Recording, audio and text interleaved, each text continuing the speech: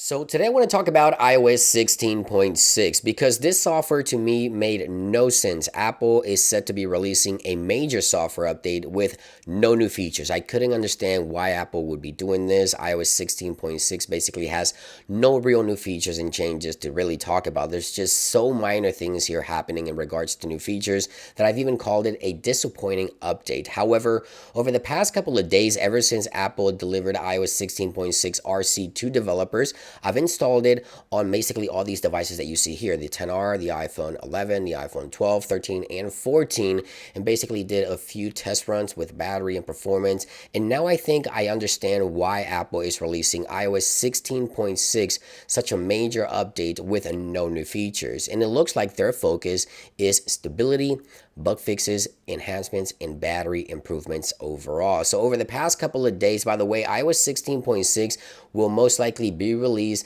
in the next couple of days here this upcoming week. So you may even already be running iOS 16.6. But if you're not running iOS 16.6, then this is the video that I wanted to share with you guys that will show you why you need to update at least some of you guys to iOS 16.6. Now, as I mentioned, all of these devices here were running iOS 16.6 over the past couple of days, and I have to say, in terms of performance, the operating system feels smooth. Notifications, there's really no bugs. Like in iOS 17, there's a bunch of bugs, of course, that is still in beta. iOS 16.6 feels very stable. There's no issues, no bugs. The battery is great, which I'm going to share with you guys here in just a few seconds. But again, in terms of features, don't really expect anything. Apple's focus here is battery stability and performance. There's a lot of iPhones that won't make it into iOS 17, like the iPhone 8, iPhone 8 Plus, the iPhone 10. So Apple was looking to stabilize the operating system before they continue and move forward with iOS 17. I now see the reason why Apple is releasing such a major update to the iPhone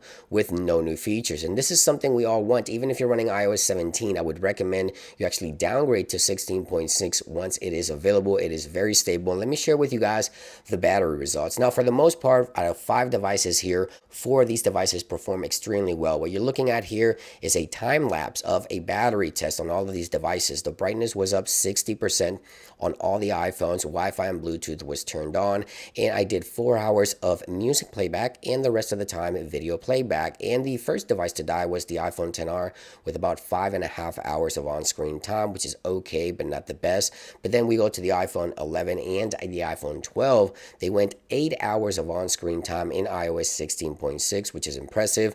And more impressive is the iPhone 13 and iPhone 14.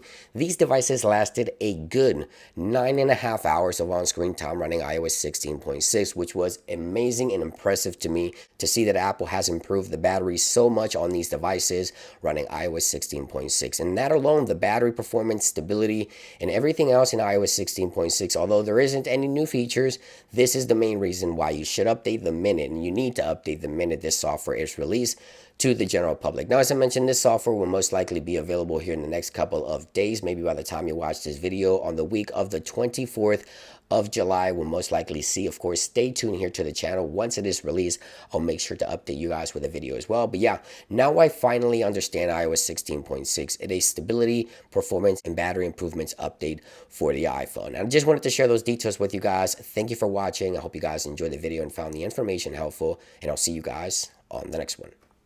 Peace.